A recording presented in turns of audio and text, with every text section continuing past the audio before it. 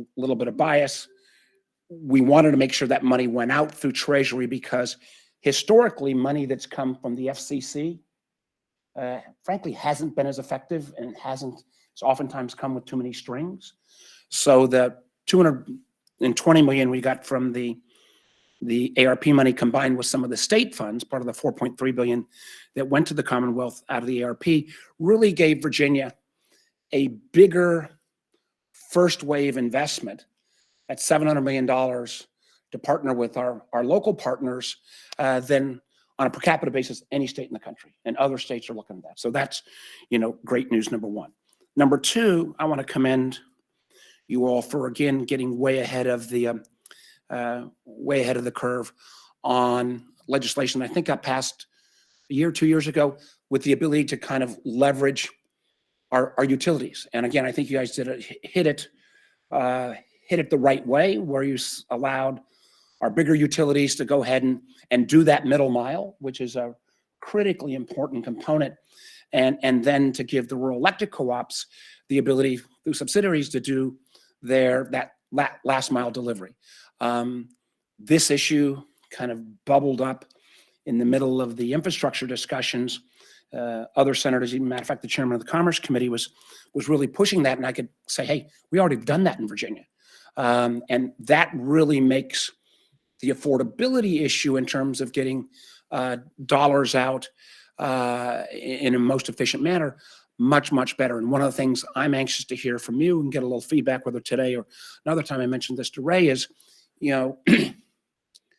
how has that, I think, potentially positively disruptive tool that you've put in the toolbox, how are the existing ISPs, grappling with that? Because I say with all due respect, and having co-founded a company that Nextel that became part of Sprint, I got nothing against the incumbent ISPs, but they do need a little sometimes urge or kick in the butt to go ahead and stretch on those underserved communities. So I'm anxious to see how that goes along.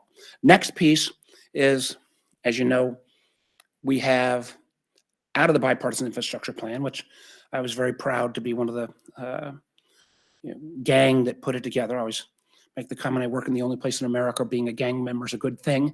I'm part of every bipartisan gang there is. But we put aside $65 billion for broadband. That is about $42 billion of it will go towards build out. The balance of the 20 will go towards affordability, and we can come back to that. And so I know one of the questions will be, and these are still to be determined, how much money will Virginia get out of this next slug of dough? If you just do on a mathematical, and Sean Sweeney, who works with me, will point out the formula on the 42 billion is a little bit different than the formula we used on the 10 billion. But if we roughly think it's going to be plus or minus 5 or 10% of the same formula that came out, that means that Virginia will see north of 800 million additional dollars just on build out dollars coming down the pike. And that doesn't even count the affordability dollars.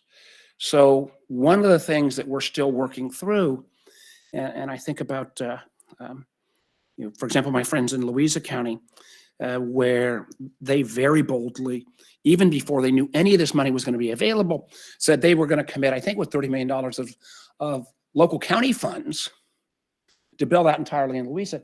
We have to still make sure that those counties, and for that matter, the Commonwealth, who've been forward leaning by putting up their own capital, don't get penalized if we end up with actually more money in the pipeline. And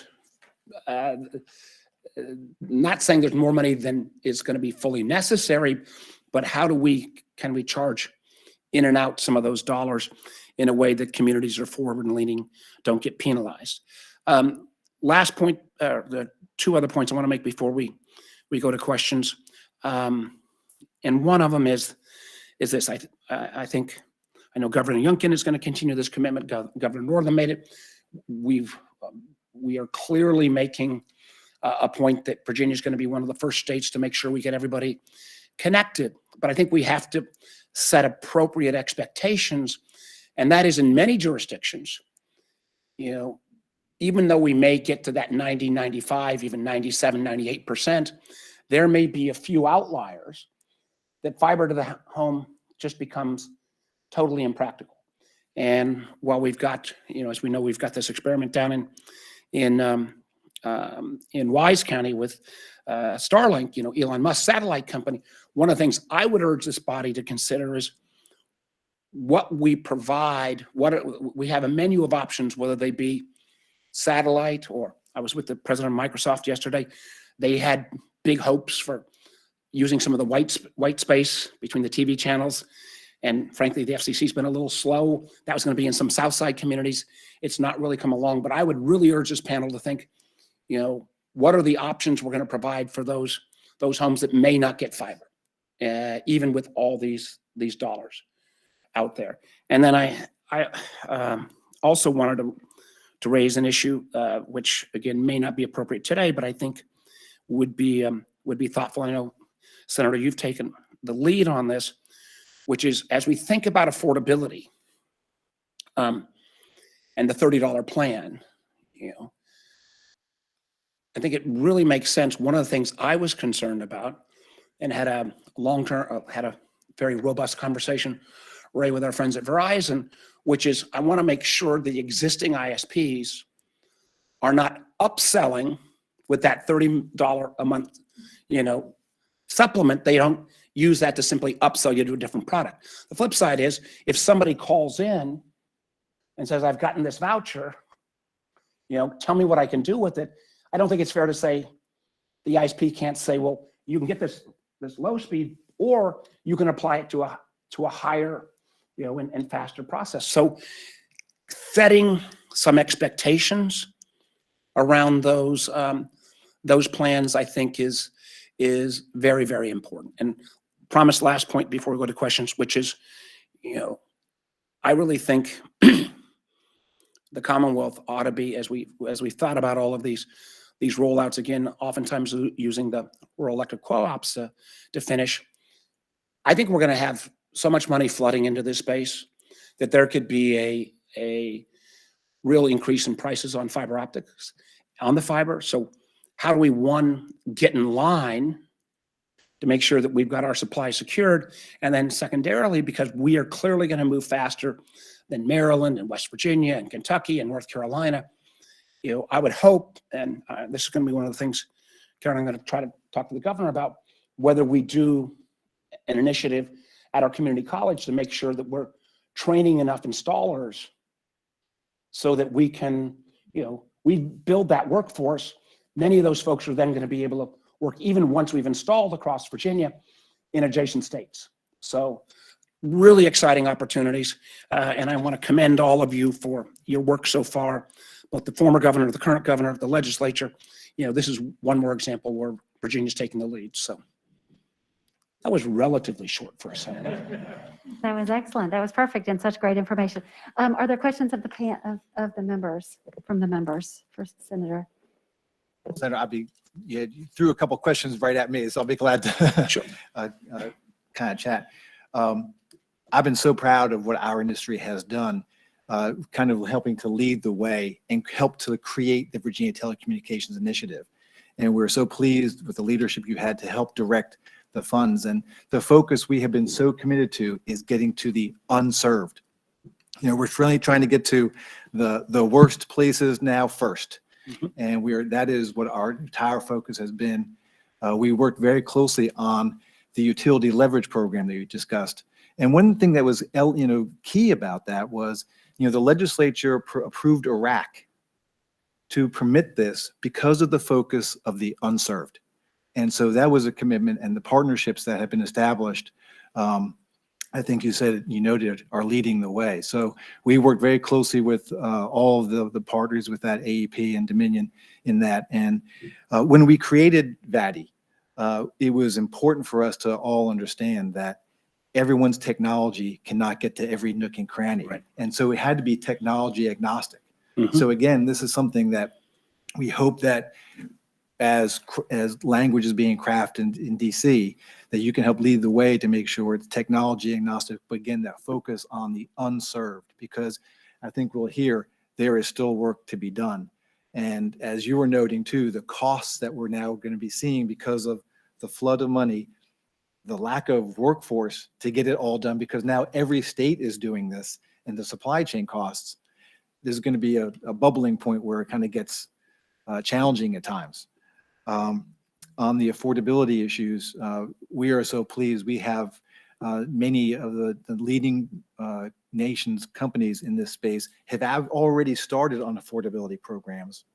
And in fact, the costs that we're doing, we're not taking additional funds unless somebody wants additional service. So they're getting service for free in many cases now on affordability programs. So we're very excited about those spaces. And again, I was around long enough when you were helping to craft all of this. This is actually a result of your work here before there was a Broadband Advisory Council. And I just wanted to thank you for all your efforts there, and always know that we're a resource to you and your team. Well, thank you, Ray. Just two quick comments on that. One, there's not a week that goes by that I don't get somebody saying, I heard what you guys figured out on the utility piece. Can you come talk to us? If we had a package, or whether it's legislators, you guys from the traditional ISP or from the utility, so that I could refer, on an ongoing basis to folks, that would be very helpful. Because again, I think it's great when Virginia's programs get emulated. Secondly, again, I think it's a chance for us to be a leader. Getting that affordability package figured out and trying to have some kind of protocols and rules of the road. Again, I think we could be the leaders on that. I was very concerned about the upselling notion, but then when I had the conversation with Verizon, I'm sure it'd be the case with AT&T and Sprint and all the others, is, it's not as simple as it initially sounds. So just we set expectations the right way, I think would be really important. But thank you for your comments. Thank you. Do we have another question from anybody on the panel? Sure, go ahead. Senator Rich Schulman, I now represent the small to medium-sized traditional telecom companies that are now all in the broadband space as well. And you mentioned white space. I could swear I had a meeting when you lived just up the street here with your staff on white space. I know that's been around a long time, and the key that we look at some of those alternatives. I'm interested from your perspective, as we're looking, I think a lot of the focus now is shifting to affordability discussions. Where is affordability best handled? Is it best handled at the federal level, at the state level? Is it a combination or both? Since you've been in both places, Yeah. what's your thoughts on that? 9 times out of 10, it's better to handle at the state level, because sometimes, Washington dictating, affordability in New York City is going to be different than it is in Bland County. And again, I think if we can get ahead of this here, it will be really important. And again, I think there are clearly issues. We know post-COVID, broadband is a necessity. It is not a nice to have. It is the key to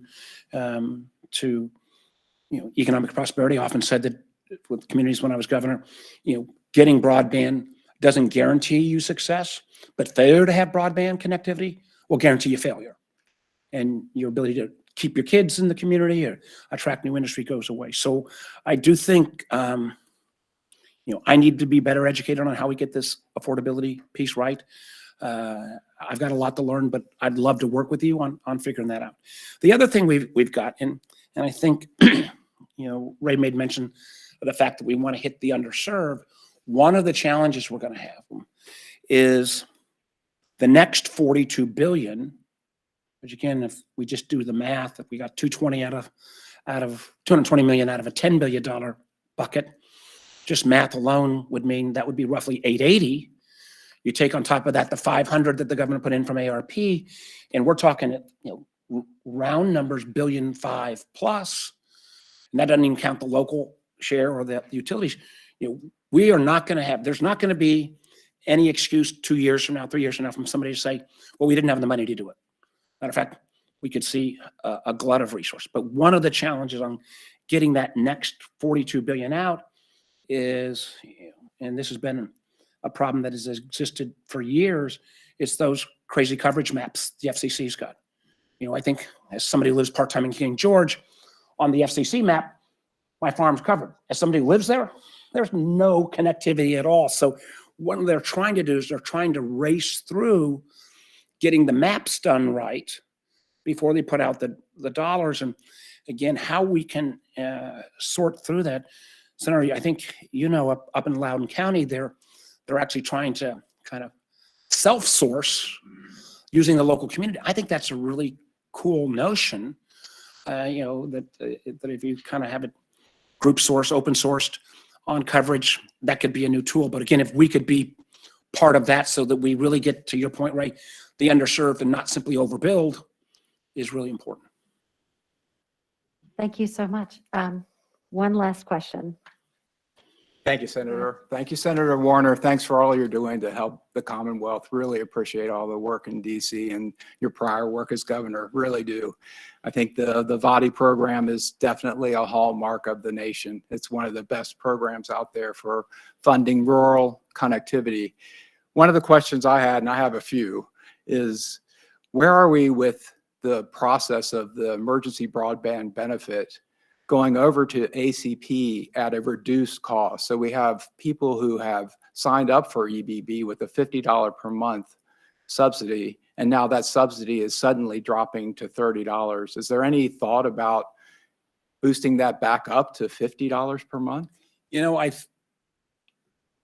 I don't think in the short run. There was a lot of this was negotiated through the final parts of the infrastructure bill. And, the short answer is, I think it's going to stay at 30.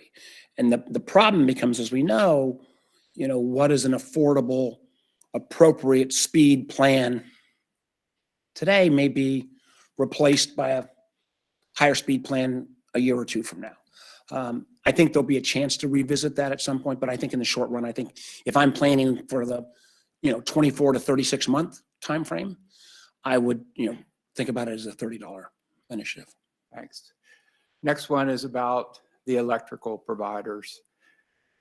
Critical to success of the smaller ISPs is the reliance on a middle mile program that may be delayed. Is there a way the federal government can put the middle mile from the electricity providers on a fast track? Great question. I don't know the answer to that. I know that we, the chairman of the Commerce Committee, Senator Cantwell from Washington State, got really, excited about the middle mile program. We stuck $1 billion in, but $1 billion, frankly, and when you're talking about $65 billion is not that much. I don't think that the middle mile initiative will be delayed, because I think, again, my understanding at least is that there's nothing, because what you guys have done so smartly legislatively here in the Commonwealth, that middle mile initiative is not being slowed in Virginia. So I think that's why people are looking, can we do what you did in Virginia? And I think it's been also curious just over the last 2 years to see our friends in the rural electric co-ops go from a few leaning in to a number of them saying, oh my gosh, this is way too risky. And now they're seeing their colleagues go forward. So if there's parts on the holdup that I'm not aware of, there may be, help educate me. Okay. That's it. Thank you. Can I just add one last point, Senator, and I will go sit down afterwards. So, and that is, I think there is one outstanding piece. Well, let me make one little piece of news. I think in terms of the 220 million, there's going to be for the localities, some of these funds, at least the planning funds, I think are going to be released next Tuesday. So make sure you can get ready to do that.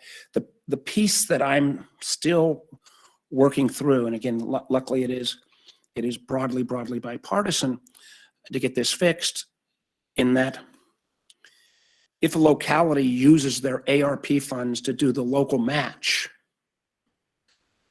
I don't want to have, again, my friends in Louisa or elsewhere, we spent all this county money, we've used up our one-time, once-in-a-generation allotment of extra money from Uncle Sam, and now all of a sudden I'm finding out a year later that we've got more than enough money coming from the federal initiative later, can I end up supplementing or replacing those future infrastructure dollars so I can reallocate the ARP monies that we used. We are trying to get a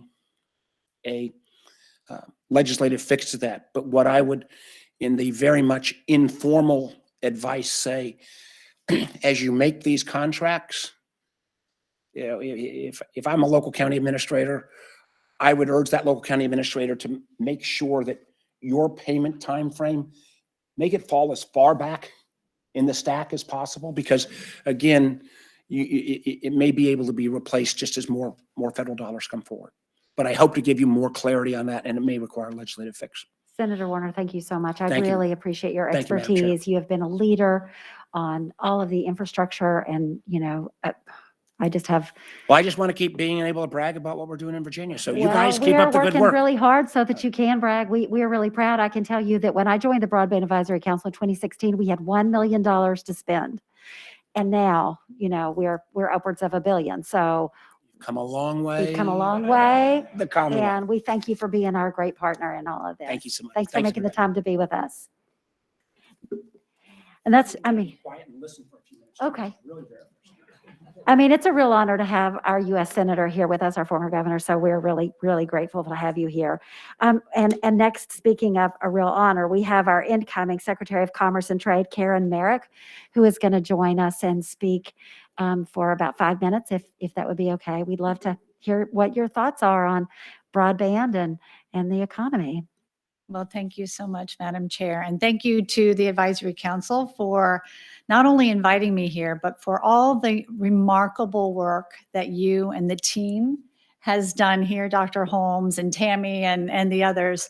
We're really delighted to be here. And exactly right, Madam Chair. You said, our Senator, you said you were 1 million, then you were 4 million, now you're over 700 million. And that kind of rapid scale, what you all have done is truly remarkable.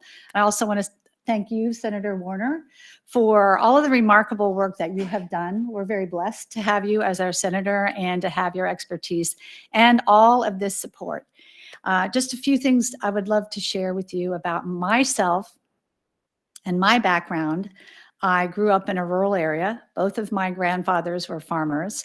Then I'm the first woman in my family to earn a college degree, put myself through school, and later on became a technology entrepreneur. So I've started a variety of businesses, and one of them became the most successful software IPO in history, right here in Virginia.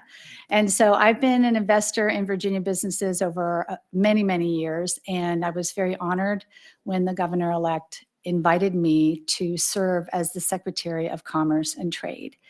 And what we're very interested in actually some of the themes that Senator Warner mentioned, and all of the above approach. We very much want to help every single Virginian be connected in the best way possible. Affordability, of course, that is very important. And I was heartened to hear what Senator Warner had to say in terms of how you think through that issue and what does it look like. And also workforce and training. This is a high priority for our governor and for me and our team. We want Virginians to be highly skilled for in-demand jobs, and this is an area, and I like the vision that Senator Warner cast, that Virginians get these skills and Virginians can go other places too and offer these skills. So this whole area of broadband, we recognize that everyone needs it. Children need it in school, businesses need it. I remember years ago when we were starting one of our most successful companies, my husband and I wanted to do it in Old Town Alexandria. This was an enterprise software company. We grew to be a global company. But even at that time in the mid 1990s, we didn't have the broadband to support that. So we went over to Fairfax County and started our business. So I'm happy to say I now live in Old Town, and we do have very good coverage there. So I wanted to also just reinforce to you that Governor Youngkin is very much in support of the direction that we're heading. We want to work closely with everyone. I'm encouraged to hear about the potential new funds coming our way. We also want to, again, pursue the all of the above approach. And I'm looking forward to working with each and every one of you and with this team here. So would you, Thank you. do you Thank have any questions or? Thank you so much. I think in the interest of time, we will table questions for right now. I'm just so pleased that you're going to be, on board and looking forward to working closely with you. And please feel free, all of us are resources as you're getting up to speed on what you're doing. But just a warm welcome from the Thank you. Senate and the Broadband Advisory Council. It's a great honor to be here. I also wanted to introduce our Deputy Director of Commerce, Garrison Coward. I Thank think you many so of you know much. him. Thank you. We are thrilled to have you on board, and I can't wait to sit down and just pick your brain because I understand you've got a great background in all of this as well. So welcome, Garrison. The next person that we are going to introduce, because we've got a lot of new folks, is our new DHCD leadership. And I understand that Brian Horn is here. Would love to hear from you. We have 5 minutes. Mr. Horn? Well, thank you, Senator, members of the commission. It's an honor to be here. It's an honor to serve the Commonwealth. Thank you, Senator, for all the great work that you've done in this space. Only a lawyer could describe 30 pages as brief. And so I will adhere to the admonition that brevity is enjoined, and I will be brief. I've lived in Richmond since 1993 when my wife and I both moved here. She joined state government at DMAS and has been since that time. Since 93, I've been representing clients until last week. As a private attorney or attorney in private practice. Construction law and also representing VDOT in eminent domain. So I'm pretty familiar with the acquisition of easements and working with VDOT and the utilities in that. I was sitting here thinking back to a historical analogy. Less than 100 years ago, there was a problem getting power to people, and the Tennessee Valley Authority was created. And they did it because they realized that we needed power for our communities. There's obviously been a realization that we now need the next step, which is the informational economy, so that we can link our citizens up, not just with great shows on Netflix, but also healthcare. And the expansion of telehealth.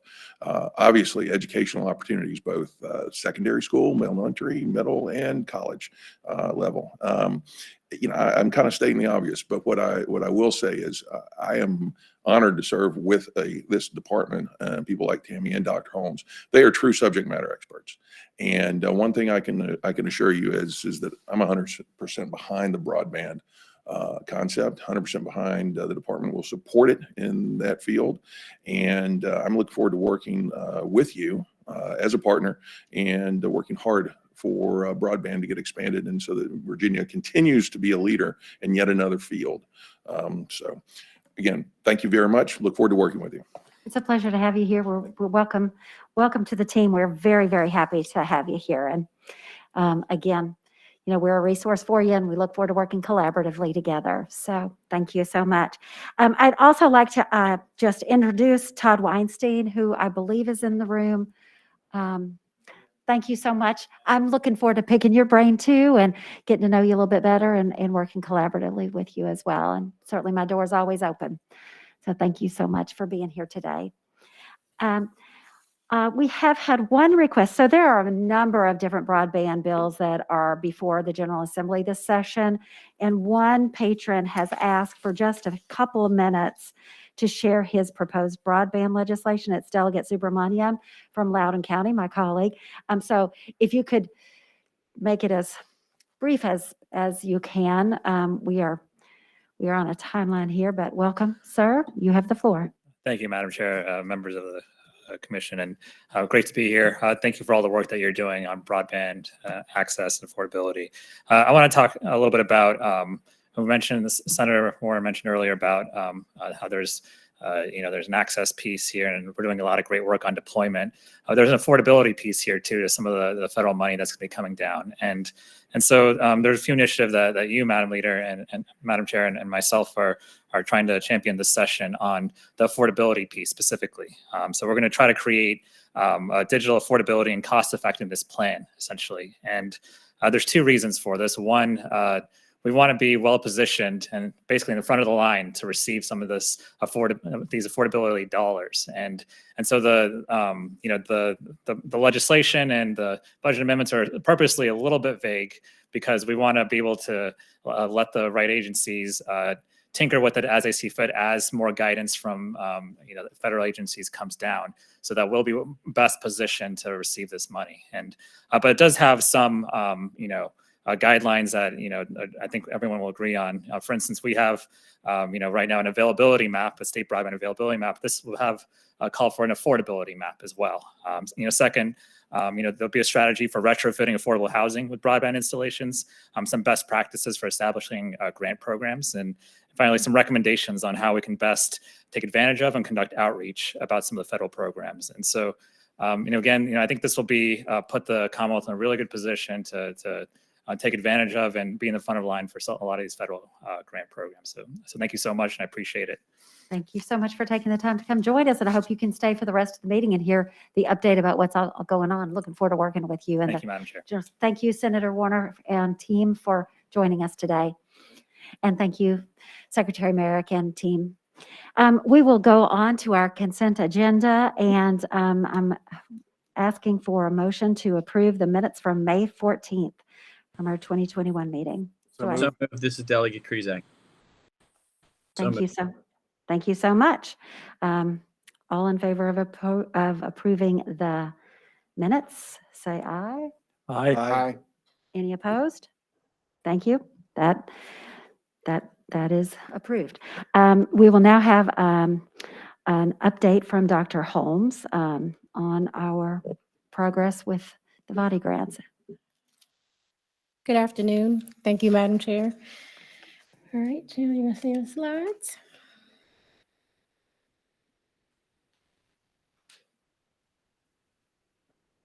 And I'll just say while you're waiting for that, we are so fortunate to have you. I'm so glad that you're continuing your work, and just really proud of the efforts that you've made keeping us all moving forward with this. So thanks for everything. Thank you. We won't have the slides in person, but we'll have to go through the handouts. Okay. But folks on Google Meet will be able to. Okay, so I'll just flip the ones in front of me.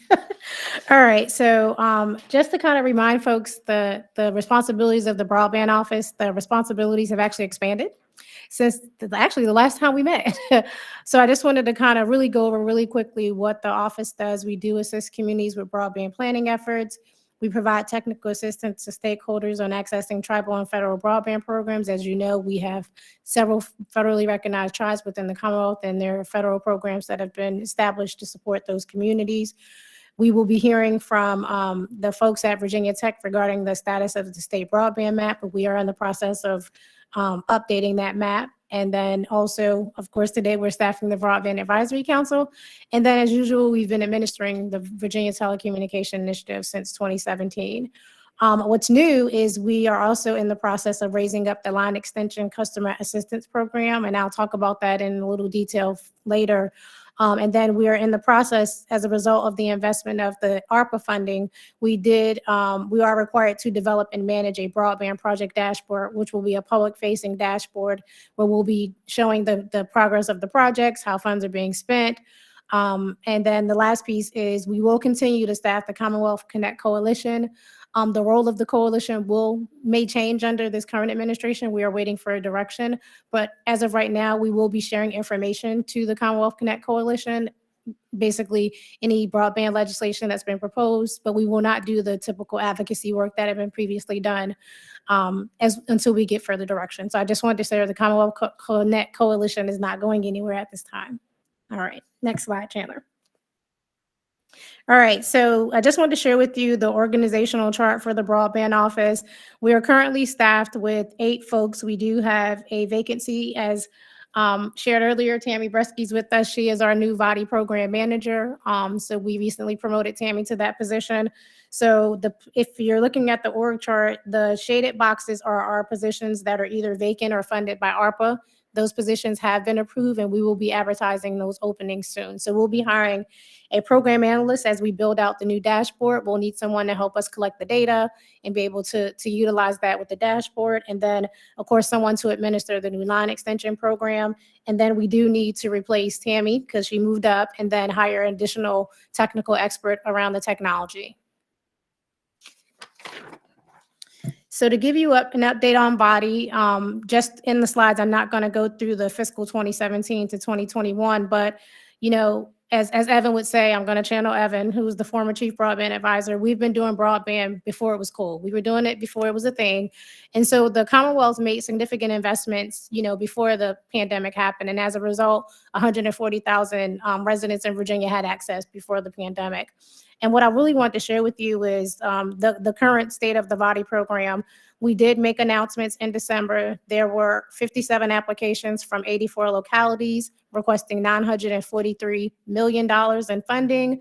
Just to put it out there, they leveraged $1.2 billion in local and private funding as part of that application pool. We awarded $722 million in funding, still leveraging $1 billion in local and private funding.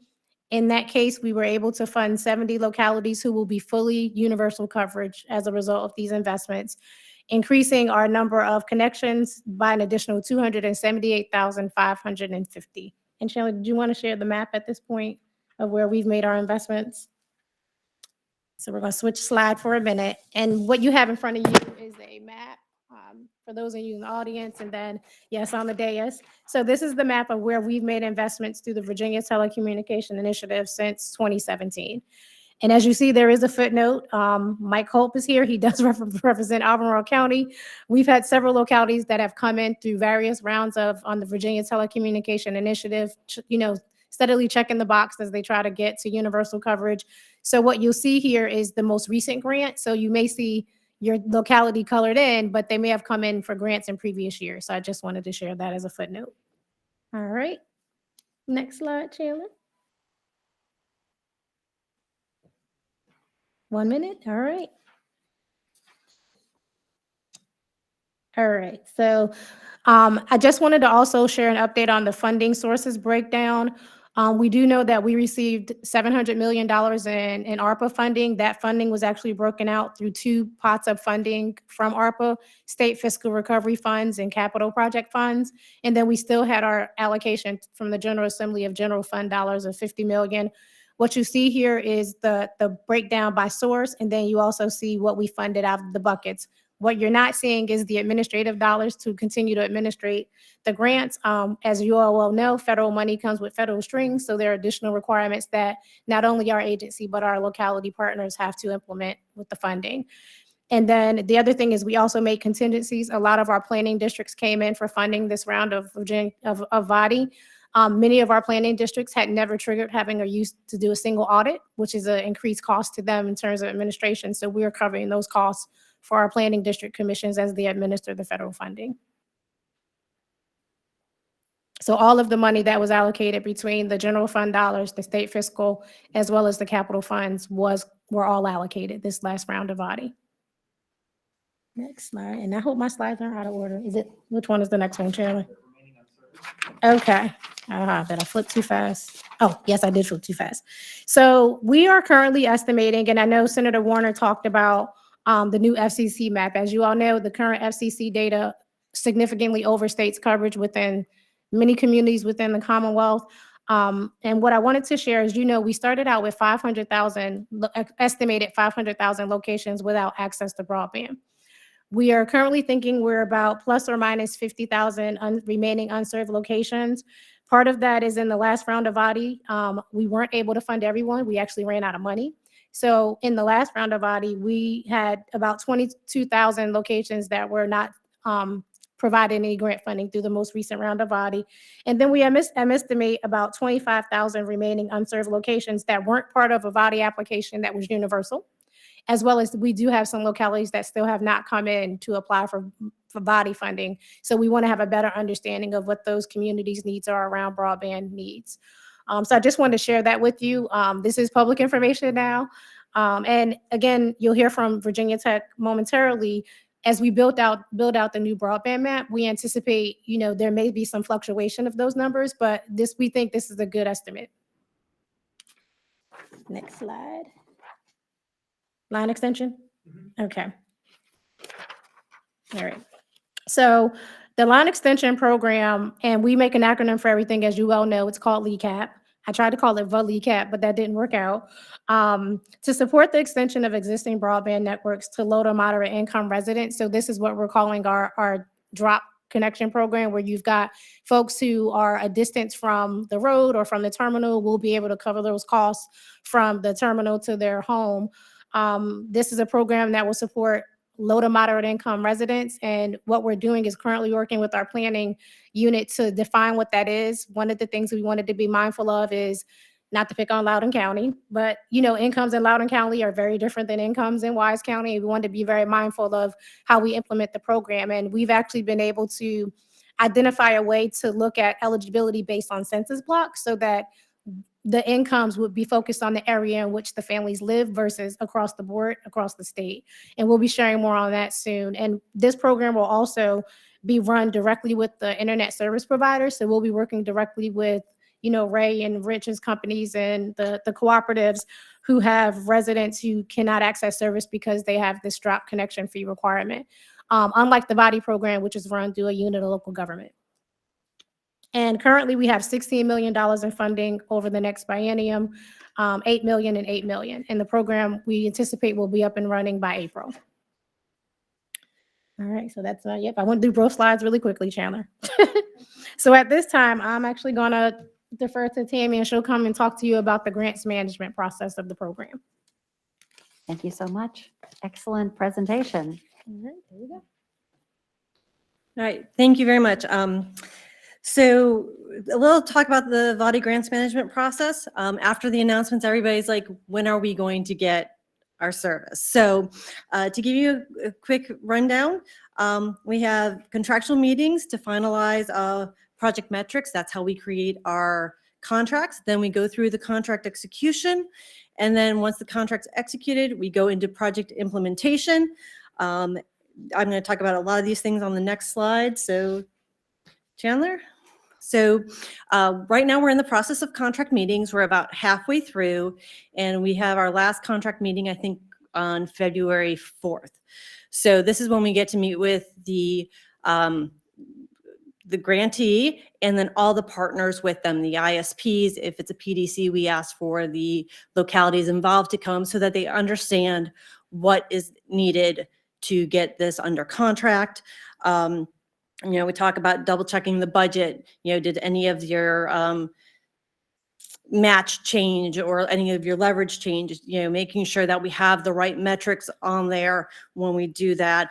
And then this year with the state fiscal recovery funds and the capital project funds, there are some additional requirements. Dr. Holmes mentioned about the single audit. One of them also has an environmental review on there.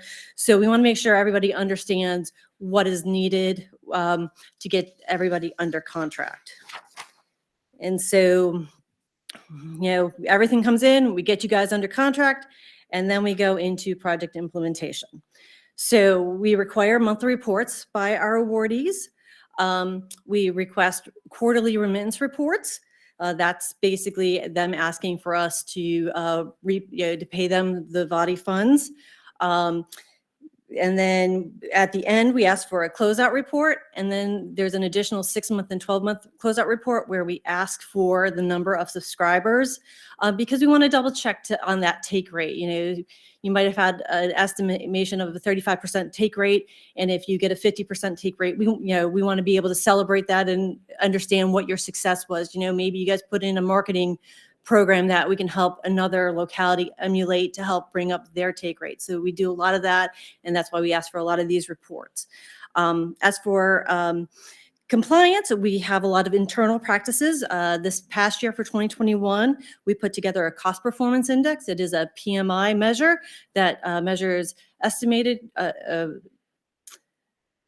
earned cost versus actual costs, and that helps us understand if this project is spending and constructing on time.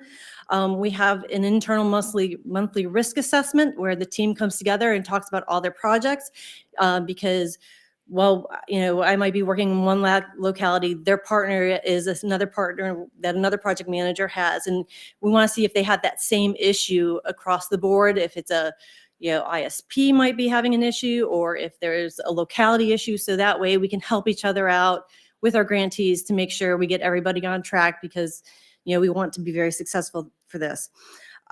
We also ask that we retain 10% of the funding. So all the remittances, they can't ask for all their money up front. We want to make sure that project is closed. They've met their metrics and the numbers before we do the final payout. We do a financial review and a compliance review. I think I talk about that a little bit more coming up. So, all right. So the monthly reports, we talk about project status, benefits, milestones achieved, costs. Again, good idea to see if everything's on track. The remittance request, again, it's the request for state dollars, and we measure it against the progress, which is that CPI or cost performance index. And then our closeout report, construction is completed, the summary of all completed activities, all cost documentation. We ask for the success stories as part of this because that's something that gives all of us a chance to put it out there and show how successful this program is. And in addition, we require speed tests. They are required to hit a certain speed. Vati was 25 over 3. The new federal requirements are 100 over a 20 or up to 100 over 100 symmetrical. So we want to make sure that those outcomes are met. Next slide. Again, talked about the cost performance index, that monthly risk assessment. I already talked through all that. And then, compliance reviews. We haven't been able to go on site as much these past couple of years, but, with the ramp up in staff, our goal is to go out there and get into the field and talk to the localities because that connection is very important for us. And it helps us understand them and then provides them additional assistance that they need. And then if any corrective actions are identified and issued, we give the recipient 30 days and we work with them. Our team provides technical assistance, not just during the application process, but through that whole process till we get them to close out. All right, so current portfolio of Vati projects.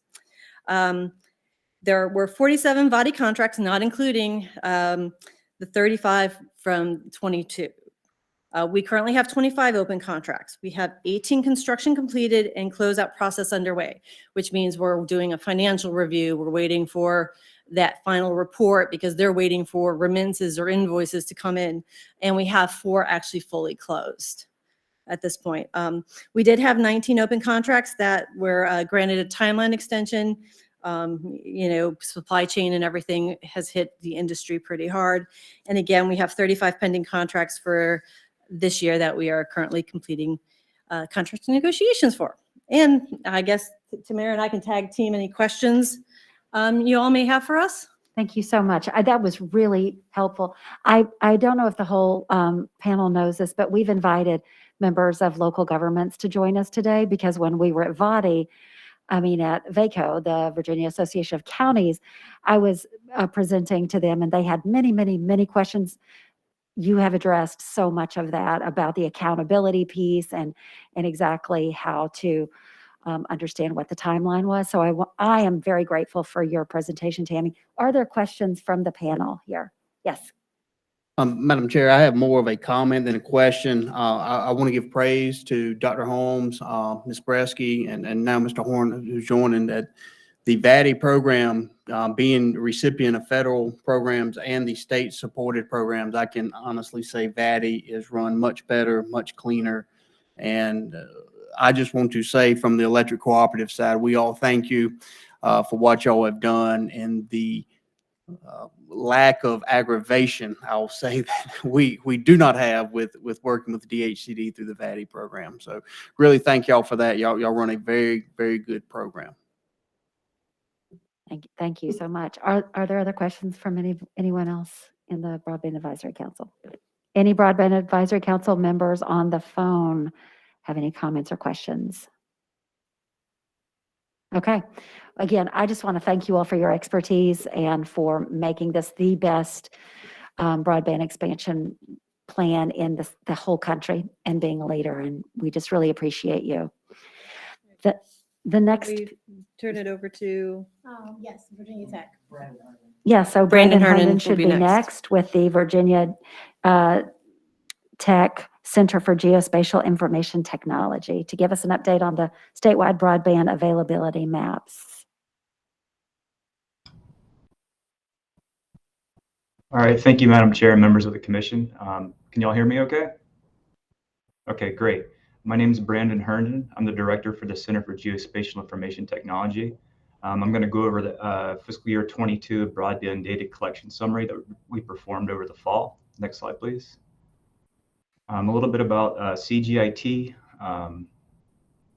We have over 30 people in our office, several faculty members managing many wage employees and 7 computer science GRAs.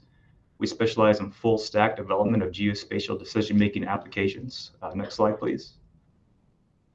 And we do have a long history with broadband mapping. We started back in 2011, funded initially by NTIA. We've been continuously hosting and providing broadband mapping support for the state since then.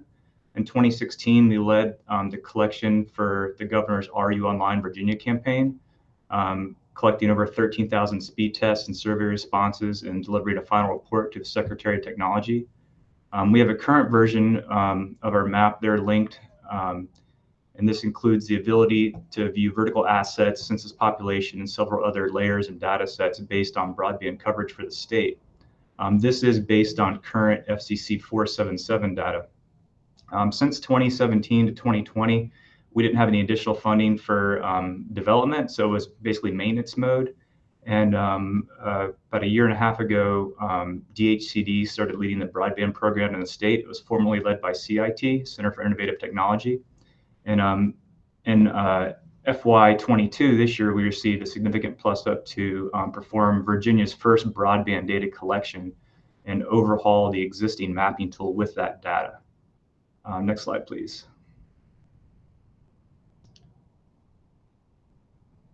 So the data collection timeline was pretty quick. Back in April, the budget bill created a requirement for enhanced broadband data collection.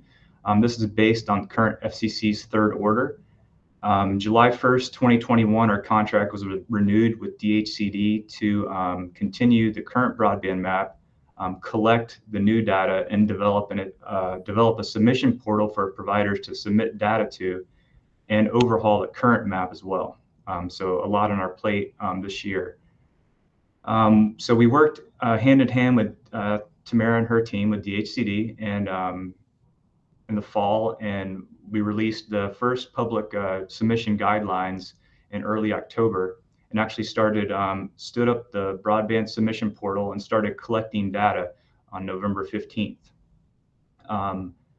Before the holidays, we turned submission portal off. That was the initial period that was closed, and we still had some issues with some of the submissions, so we opened it up for 1 week in January after the holidays to receive any revisions to submitted data. Since then, we've had about 2 weeks, and within the first week, we generated the first, what we call the preliminary Virginia broadband data preview, or the collection map, which we'll see shortly here. And this is based on the data we collected this back in November, December. And we currently have a April 1st target release date for the new Virginia broadband mapping tool that will replace our current one. Next slide, please.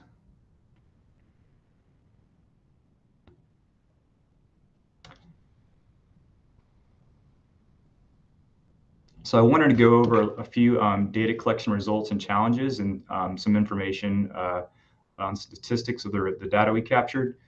So currently, out of the 114 providers that DHCD has listed in Virginia, we received information in this collection from 37% of them.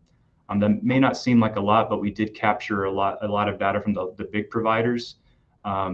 We're basing our data collection on Virginia Geographic Information Network address dataset, which has a total of almost 3.8 million addresses across Virginia. Of those 3.8 million addresses, we received information for 3,168,000 addresses out of that, for a total coverage of 83.9% of some availability. Of those addresses, 25.3 service was reported for a little over 3 million of them, meaning from this current data and only 37% of providers reporting that we currently have an 82% address coverage in Virginia. We do feel these numbers may be inflated slightly because some providers, especially the large ones, submitted polygons instead of address point submittals. And we had to make the assumption that all addresses within those polygons were covered. There's a handful of addresses not located within Virginia census blocks that were submitted. And these are mainly fringe cases in counties, like a driveway will be in Virginia, but the house itself is in West Virginia. So mainly on bordering addresses. Some challenges that we had, it seems like everybody, when you have a mandate like this that comes out, everybody seemed, in our opinion, to wait the last minute to submit. And they still had a lot of questions, even though the data was able to be reviewed publicly from the beginning of October for submission instructions. The submission portal opened on November 15th, but we didn't receive our first submission until December 7th. Our initial closing of accepting data was supposed to be December 15th, but we extended that a week to December 22nd to allow for additional submissions. And even then, we were getting submissions at the very end. Many first submissions did not follow submission instructions. They were just repeated 477 data, which is at census block level, where it's the current data that we're collecting is at address point level. So these were incorrect submissions, and we had to work back and forth with a lot of providers to get them to the correct format. And one of our thoughts too, from a CGIT perspective, is the providers didn't really have any motivation to submit data other than being included in the map. So that being said, Chandler, I can share my screen, or you can go to the backup slides for the map review, or if you want to open on your end, you can do as well. Brandon, I can stop screen sharing briefly for you to share on your side, and then maybe we can walk through one of the PowerPoint slides as well for the folks in person. Sure thing. Yeah, okay. Let's see.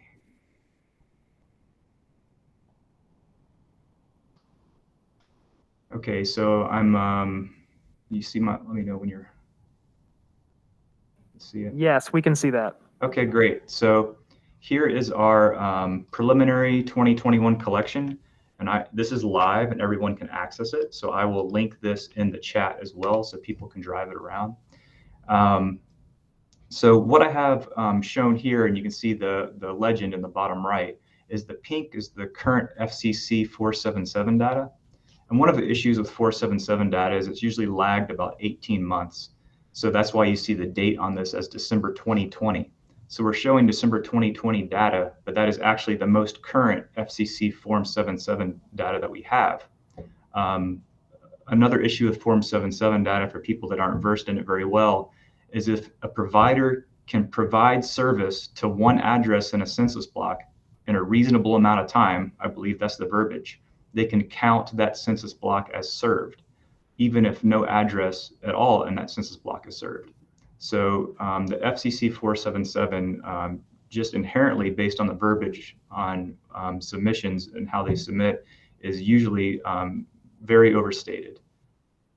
The blue shown here is showing if our address point level coverage was mapped similarly to 477. So for example, if just one address in that census block was covered, and this is actually reported address, not if they could provide it, how our coverage map would be compared to the 477. Some interesting overlaps to see here is this light blue area would be an area that providers are reporting, yet the 477 has not yet captured it, because our data, of course, is current and not lagged by a year or so from FCC 477. So this does help. And also, we have several different ways that we've sliced and diced this as well. If you want to increase this to say, okay, instead of just having one address point served within a census block, What if we aggregated all the addresses and say they were 95% served and set? So I'm turning on this layer, and the darker layer now that you're seeing is saying like, this is what coverage looks like, broadband coverage looks like if we take 95% of the addresses within that census block and say they're served. And this is dynamically scalable. So as you zoom in, it'll start breaking things out at a finer resolution. So I'll, just to be succinct, I'll stop my presentation there. I'm sure there'll be a lot of questions. And Chandler, you're welcome to open up that backup slide that sort of has a screenshot of what I was just presenting on my screen. Right. I'll defer to the Broadband Advisory Council members there, but we were able to see the screen pretty well in room. So I think we'll go ahead and open it up for questions. Yeah, questions of the Broadband Advisory Council members. Anybody remote? Yes, Madam Chair, this is Jimmy Carr. I have a couple questions if I can. Please go ahead.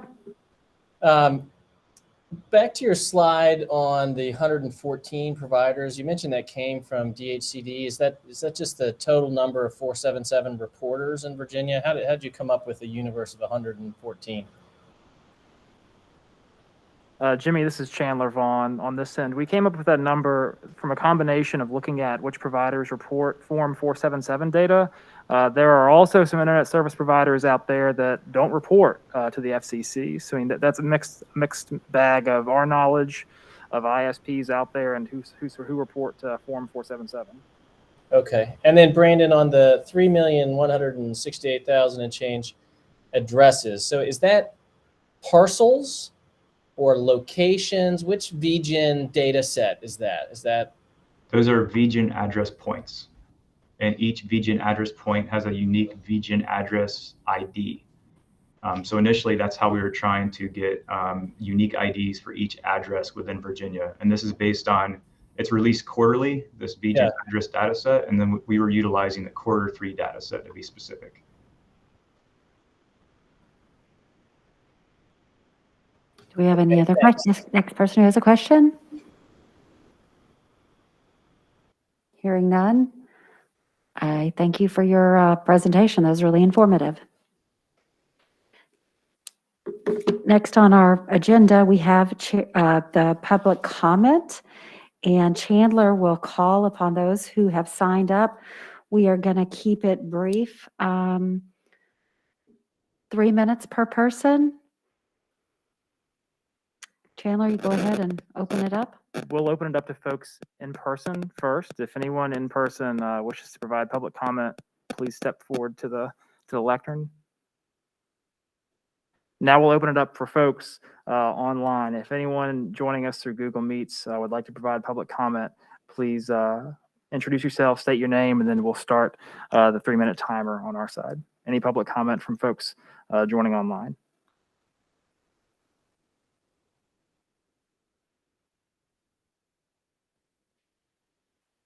No public comments, Madam Chair. All righty, thank you so much. New business, council members. My understanding is that Michael Culp might have something that he wanted to discuss. Thank you, Madam Chair. Thank you, Broadband Advisory Council. I'm honored to be a member, and just saying my thanks again to the staff at DHCD and also Evan Feynman and Kyle Rosner for doing an outstanding job working with the Commonwealth. Really appreciate all that hard work. Admirable. Quite a legacy that the folks have set for the Commonwealth Connect Coalition. So today I'd like to talk a little bit about the dismantlement of the plain old telephone system. There's a huge challenge here in Virginia with multiple providers moving away and degrading their copper infrastructure. I think this year will be the year that the Broadband Advisory Council moves forward and makes sure that the Commonwealth is not left behind. Right now, there's rural members of our community who can't dial 911 because the incumbents are not putting the infrastructure in or investing in the old copper infrastructure. Everyone knows what I'm talking about. It's going away. We're building fiber out there, but there's going to be a length of time when multiple people in our community are at risk. They can't pick up a phone and dial 911. Even if they have fiber at their home and power goes out, they're not that experienced in making sure that they can have power throughout their home to power the onboard equipment. That's a negative. We need to work better at doing a better job of making sure that our community is safe, making 911 reliable for everyone. I just want to put that out there as a big need and hope that as a Broadband Advisory Council and as a Commonwealth, we address it sooner rather than later. Enough said. I'm here to help. I really hope that we can look at that as one of our primary goals for this year. Thank you. Thank you so much. I really appreciate your input. Are there other members of the Broadband Advisory Council who have new business to raise? Madam Chair, Yes? Steve Sandy from Franklin County. Just not really new business as much as maybe just some follow-up to the statewide map, if I could. Absolutely. Go ahead, Mr. Sandy. So just wondering, I jotted down that 37% of the providers have responded.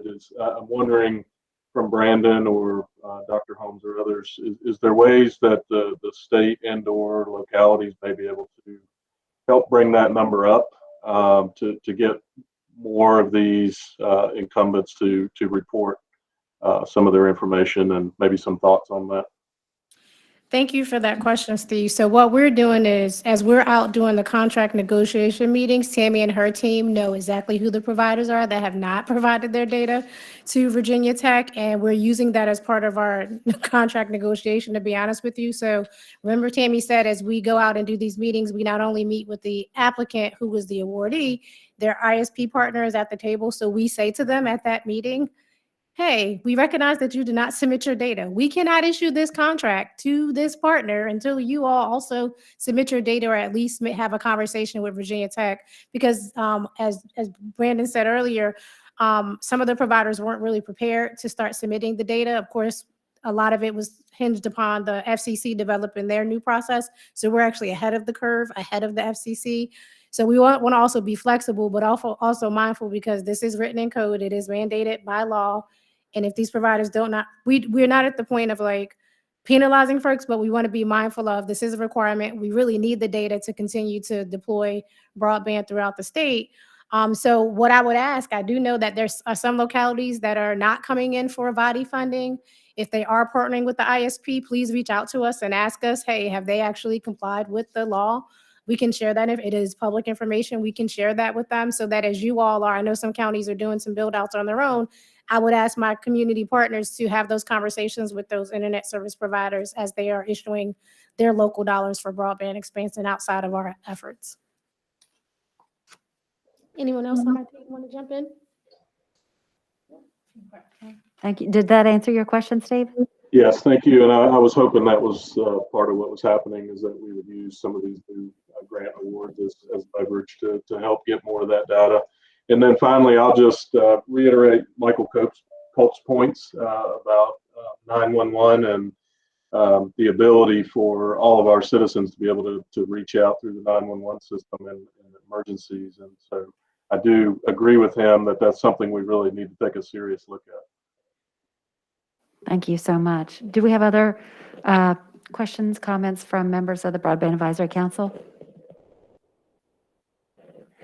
I'll just make a comment to Mike. When I worked as a staffer in county government, I spent months with an elderly couple who had lost their reliable copper wire telephone service, and finally was able to get the provider to go in and redo it. And within a couple of weeks of that happening, the gentleman had a massive heart attack, and they were able to call 911. But again, they attributed his life being saved to us being able to get that service back for them. So I understand how important that is. If there are no other comments, I just, again, cannot reiterate how grateful I am for the work that this committee has done, for the staff. You have been champions, made us leaders in the whole nation, and I'm looking forward to our work this year in 2022 to close the digital divide, and I think we're going to be able to do it this year. So with that, do I have a motion to adjourn? So moved. Second? All righty, stand at ease.